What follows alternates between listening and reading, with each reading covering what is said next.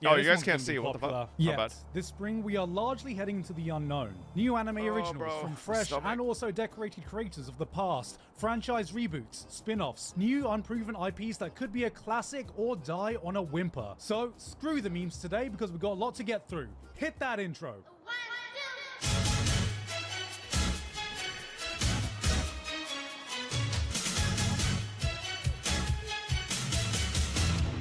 Yes, it's spring 2025, and you know what that means? That's right, it's been one entire year since spring 2024. Oh, you already knew that? Well, how about this then? It's also been almost one entire year since the launch of today's sponsor, the award-winning sci-fi open-world action RPG, Wuthering Waves. Oh my That's God, right, we're that playing big that right one-year now. milestone is rapidly approaching for Wuthering Waves, and to celebrate, they are launching the first anniversary my bad. celebration and the version 2.3 update. 2 new 5-star characters will be joining the game. There's Zani, a badass main DPS character who uses a giant shield that transforms into a Buster Sword. Her main playstyle revolves around parrying, but more importantly, she's a woman in a suit. And who doesn't love women in suits? And True. Kona, a full-on idol culture-inspired bard girl who even uses rhythm game mechanics in her gameplay. okay, I'll let him Not to say mention, there's also Kona. a bunch of new playable content to dive into as well, including the Cube, Cubic, and QB Anniversary Combat event and the Dreaming Deep Solaris Film Festival roguelike event. And just in case you missed it and needed a reminder, the previous update from just over a month ago added a brand new story chapter, and as someone who just recently played it, I have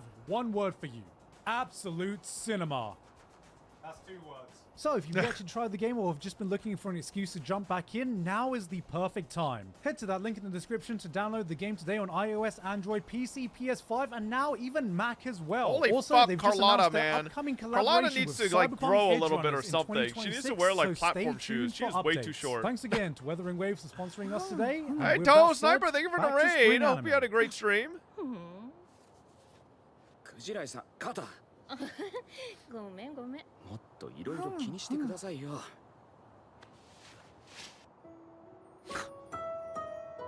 Whoa. Why is this guy watching a video about animes when he is watching 3 anime on year? He needs to Hi. watch this video in Dad? about 3 to 4 years. I think I'm pregnant. In a move of pure disrespect, we have Kowloon Generic Romance, having the gall to put generic in its title, giving a bad name to the shit we see every season that actually deserve that title. A romance series set in Hong Kong's infamous Kowloon walled city, capturing the era of 80s and 90s golden age so perfectly. While an angel from Evangelion launches floating above them watching their every move. Oh, don't what worry the about fuck? it. Every single goddamn frame of this show oozes atmosphere, transporting you back to a time you yearn to relive again, even if you never even lived it in the first place. This series is vibes. Watching this gives you the same feeling of listening to some random city pop playlist Oh, that yeah, YouTube art for recommended this to you at anime 2 is a.m., goated. getting nostalgic for an era you weren't even around for. We finally have a romance, not in high school, not with some immature kids. There's a sci-fi mystery aspect that leads me to believe there's more going on behind the scenes, and you know what? This isn't even the only anime this season with immaculate vibes. Cause what could be more immaculate than the end of humanity itself?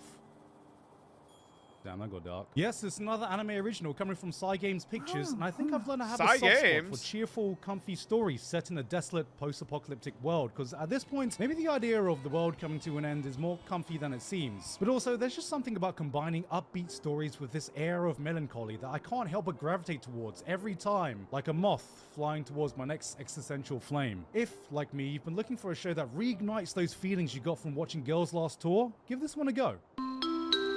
This is the Nintendo Store announcement. We regret to inform you that there is only one Nintendo Switch 2 left, and it will be selling on a first-come, first-served basis. Thank you for your understanding.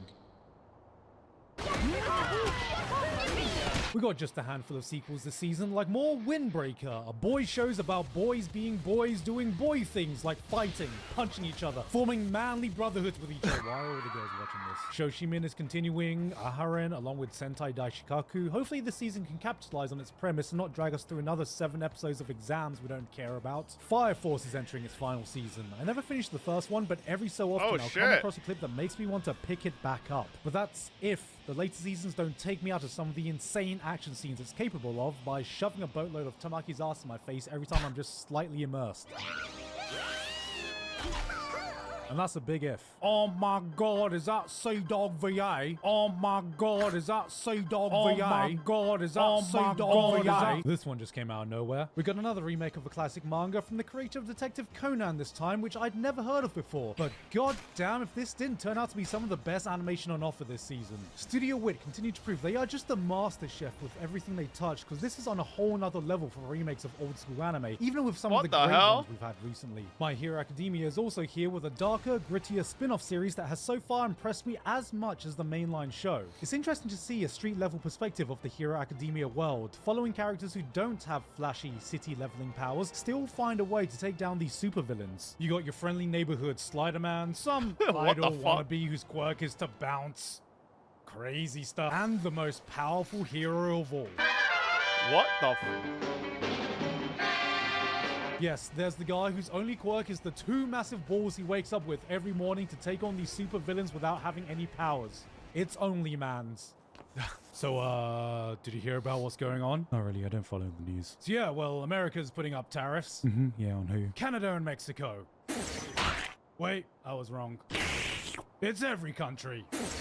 It's only 10% though. Minimum. But they're gonna wait 90 days. Except China's getting a special tariff. It's 104%. Wait, no, that was a lie. It's 245%. It's always nice to see a light-hearted comedy be one of the most hyped up series this season. Coming from the author of Sket Dance, we have Witch Watch. But with which watch do we watch Witch Watch with? I don't know where I'm going with this. Girl comes back from witch school and has to choose her familiar, a being that will permanently become her manslave, protecting her, serving her, listening to her every whim. If this was an isekai, we'd call this slavery in cursive, and she's chosen her childhood friend, but unfortunately for him, this is the person he's serving.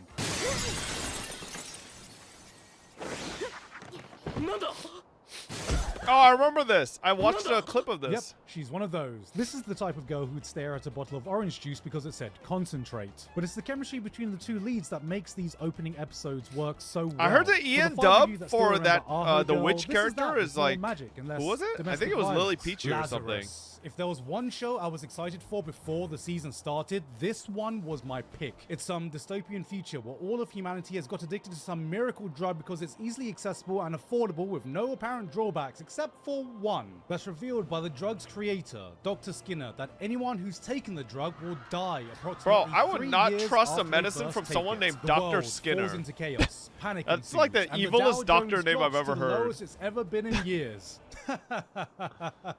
Oh, you wacky sci-fi story. これがアメリカンジョークです。 And so a ragtag team is formed to catch him in what looks to be an old school action sci-fi. You got Shinichiro Watanabe, Cowboy Bebop, Samurai Champloo, one of the most goated directors this medium has seen, and you pair him with Chad Stahelski, John Wick's Chad Stahelski, for the action choreography, with Studio Wait, Mappa what? bringing their best, and this should be a recipe for success. Visually, it's absolutely top dollar, the music is bebop-esque with a modern twist, the world looks so vibrant and alive, with an early 2000s vibe we haven't seen for so long. On paper, and with the names behind it, this is a show I really, really want to like. But I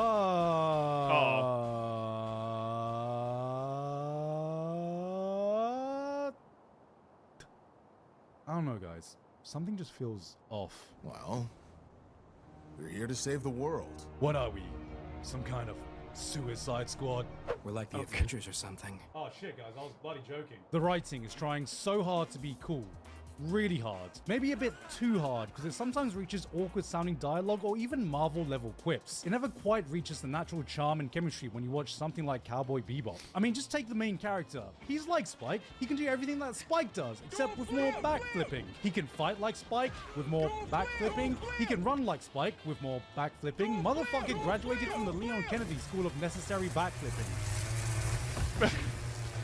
He just flew away, like a bird that was let out of its cage. Did the bird do a flip on the way out? I'm gonna give it the benefit of the doubt now because it's still doing so many other things right.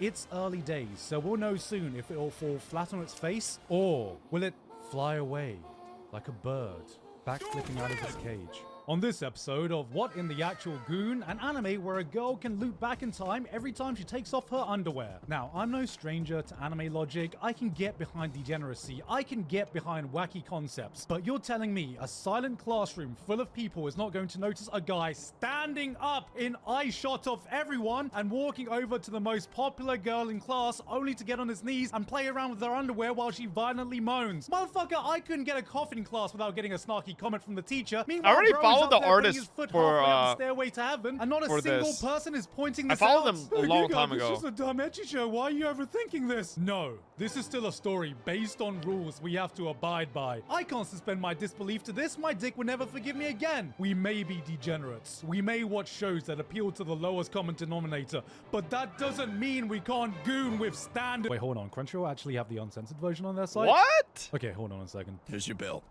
There's an uncensored version? Pervert. $4.16. Pervert. What do you call it, pervert? It's written on the bill. You know what? Forget degenerates, isekai, or fantasy fans. You know who's eating real good this season? Slice of Life fans. We got Eurocamp, except they become fat fucks because this food looks delicious. There's Eurocamp funded by the Yamanashi Prefecture, coming from the author of... Oh, there's some anime girl who finds an expensive hobby traveling around Japan in what I can assume is the most elaborate tax write-off for the mangaka making it. Wait a minute, this is just Abroad in Japan, adorable blue-haired anime girl edition. A ninja and an assassin under one roof. For a deadpan ayaya comedy, this somehow has way better animation than most traditional action shows this season. You know, this spring we just have so much to pick from, and yet even out of all these, there is one anime that I think has more potential above all others. And it isn't even technically an anime. To Be Hero X is the latest high-profile I keep series coming hearing from people China, talking about and the show. Holy hell, did they come here to play. It's been a while since I've been so genuinely awestruck at the production values of an animated series. Okay, that's actually a lie. Since Arcane recently shattered that bar before it, but I did not think it would be so soon till I saw something that could even compete, and To Be Hero X is getting pretty damn close. We got China's version of Tiger and Bunny with a world of hyper-commercialized superheroes. Yes, as you can tell, this looks very similar to Arcane to the point where I had to double check it wasn't by the same studio. But they are just completely flexing by switching up styles on a whim, with multiple animation studios working on this, giving potential for some of the coolest animated sequences I've seen in a very long time. 3D, 2D, all of it blends together in a way that hasn't been attempted since... Okay. ever. This could be as much of a stylistic choice as it is a narrative one, and if the trailers are of any indication, there is even more switch-ups to come. This is not an anthology of stories. This feels like an anthology of animation and a celebration of everything kick-ass. No, this isn't technically an anime, but as an anime fan, nothing is getting me more pumped this season than To Be Hero X.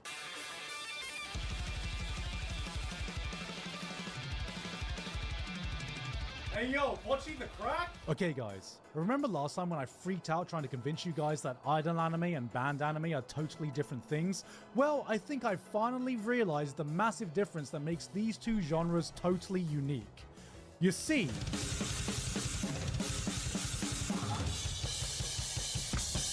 I like this music. It feels like we've entered a new era of band anime since there seems to be at least one great one coming out every season, and this one looks to be joining the best of them. Music aside, what could be more fun than a bunch of uppity pret school or jaw summers politely speaking to each other in uppercase before shredding it on the guitar and getting really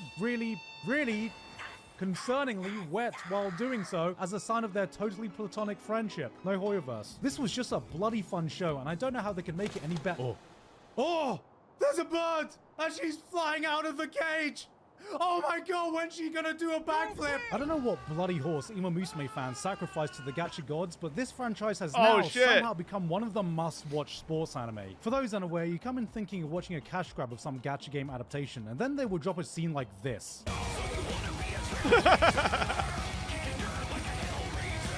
Cygames is one of the few companies that have used their exorbitant gacha earnings for good, with their studio pumping out the highest quality adaptations for all their IPs while also funding exciting anime originals like Apocalypse Hotel. Which is surprising. Congratulations, Uma Cygames Musume players. Pictures You are no has longer been pumping filthy out a gacha lot of gamers like the animes. rest of us. Be proud. You have ascended to investors. Oh! New season of Mushoku Tensei coming in! Wait, hold on a second.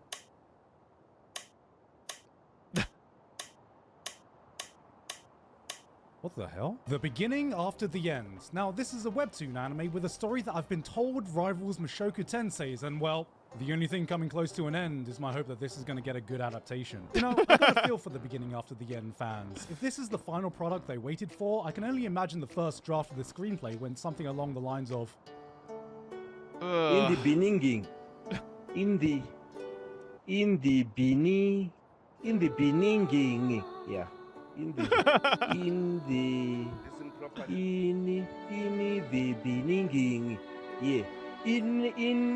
the beginning. Well, now that Gur is graduating, there's got to be some way to get weebs into baseball, and what better way than a cute, smug anime girl who will tease you at every baseball game. I'm suddenly uninterested. I know baseball is Japan's pastime and all, but I'm more of a football guy myself. Yeah, this one wasn't great. And then we get to Old Country Bumpkin to Master Swordsman. Another fantasy anime, except the main character is an older guy now. Look, at least anime is self-aware enough now to know that the audience that grew up watching Sword Art Online 12 years ago are now no longer teenagers. But do they think we're so cheap, so unchanged from our younger selves that we'd fall for the same power fantasy show, except this time they just aged up the protagonist to be this really chill and mature guy who's actually super modest and trying to get by in life, unaware how powerful he is, but still never overestimating himself, preaching respect and self-improvement, humbling cocky teenagers who end up admiring him and listening to him, not because he has aura, but because he has wisdom and life experience. And fuck, I really like this one. But hey, we're not that old yet, guys. We're still hip with the kids. Hey, look, guys, chicken jockey. Keeping on theme with the amount of nostalgic shows, we got an anime that looks like it jumped right out of late 2000s visual novel adaptation. Yes, if you couldn't tell, this is Key. Yes, if you couldn't tell, this is Jun Maeda. Yes, if you couldn't tell, it's probably going to tear your heart to shreds, but the real question is, how is it going to stack up against... Birds! They got birds! But wait, where's the cage they're escaping from? Not even a single backflip? I changed my mind, guys. This is probably going to be ass. Next up, Gundam GQX. Turn A Gundam. G-Cux? G-Cux. Gigux? Gundam? X. Yeah, let's go with that. Now, this is the highest profile new Gundam series to be released in a while, and while I've seen my fair share of Gundams, my editor, who is an OG Gundam fan and far better equipped to talk about this than me, has given me his statement he would like me to read on whether you should be watching this or not, from a true Gundam fan. Mobile Suit Gundam G-Quax is a collaborative production from Sunrise and Studio Kara. The project marks the first credited work Hideaki Anno has contributed to the franchise since Char's counterattack in 19... Oh my god! It's got girls! Cute girls! Set in an alternative Universal Century timeline, G-Quax presents a scenario in which Char Aznavour joins the Zeon raid on Side 7 in 0079. A setting like this runs the risk of alienating new fans in the same way UC itself does, but also for the UC purists that don't like the change. They're playing the guitar together. Look at that, that's so cute. Oh god, they're adorable. I actually feel as though in diverging so heavily from the original story, it may make it easier for new fans to pick up without prior context. And as for myself, I'm thoroughly enjoying G-Quax, but I do find myself having many issues with most of the mechanical designs as they... And now they're sleeping with each other. This is peak anime right here. We've done it, guys. We've exhausted all other isekai ideas that there's only one place left it can possibly go. Space! Remember when I said the amount of isekai that start by death from overwork was getting a little depressing? Well, how about this? We got another overworked salaryman. Okay, nothing new to see here, but this time he has a family and he finds out his wife is cheating on him. But wait, that's not all. Turns out his daughter is not actually his real daughter, and if his day wasn't bad enough already, he gets framed for embezzling money from his company. His wife tells him he's pathetic, his daughter tells him she doesn't love him, gets fired, divorced, loses custody, is forced to pay child support and the 50 million yen he got framed for embezzling, and then, after all this, he gets cancer. Oh my god. Oh man, we didn't know how good we had it when Truck-kun was about. What's the name of this anime? Can a boy-girl friendship survive?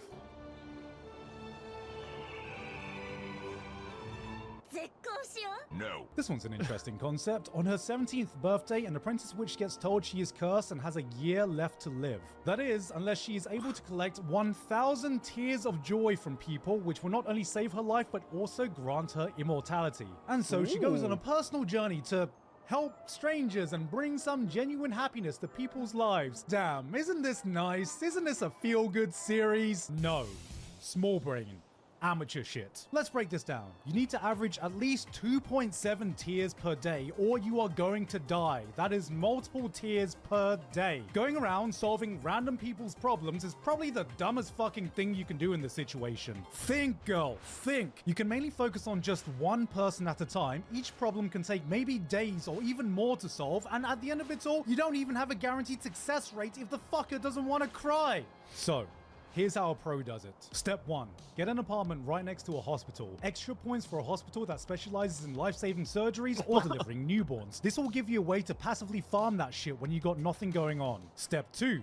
Become a wedding officiant. Weddings are just prime farming spots for people crying out of tears of joy, and being an officiant means you only have to commit an hour while possibly hitting up multiple weddings a day. Even if it's not the most emotional wedding, you should have at least an 80% success rate on the bride, groom, and their parents. But if that still sounds like too much work, don't worry. We have the nuclear option. Are you ready?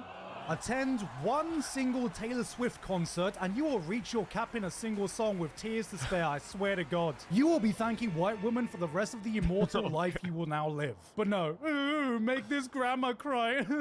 So happy. And finally, coming from the king of trashy romance anime is the Shunji family children. From the same mind that gave us Rent-A-Girlfriend. This is an anime that's a harem romance series about a dude and his 4 stepsisters, one blood sister, and a younger brother. And I'm sure hearing this summary, you may laugh, you may snicker to yourself, but I am here in awe, witnessing a man of true talent. Because a project like this is one of pure dedication and determination from a person with something to prove. We can all learn something from Shuinji family. It is infinitely harder to create than to judge. But if you're gonna do something, if you're gonna do anything, what's the point of doing it if you're not going to try to be the best? Even if you're the best at being the worst. If one man's trash is another man's treasure, then this man can turn a trash can into a fully operational waste disposal center. Because even if you think you've reached your full potential, be that person who can dig deep and know they have more to give. Who can look at his work on Rent-A-Girlfriend and say, no, we must go lower. Who can look at the amount of sisters in Domestic Girlfriend and say, nay, we must go higher. 1 sister, 2 sisters, how about 5 and a younger brother? Because we are not in the end game yet. There is always a higher summit to climb. So, just remember, family always comes first. Just as long as you don't come in family. Hey guys, hope you enjoyed that video. Thank you very much this month to Author Curtis Eckstein, Basil, D's Nuts, Dysfunctional Degenerate, Flabberwocky, Jonathic, Mike 808, Misaka12315, Payne Patchett, Pony Stark, Shouting Zombie, We need to stop these. We need to stop these incest animes now. I've had enough. No more. No more.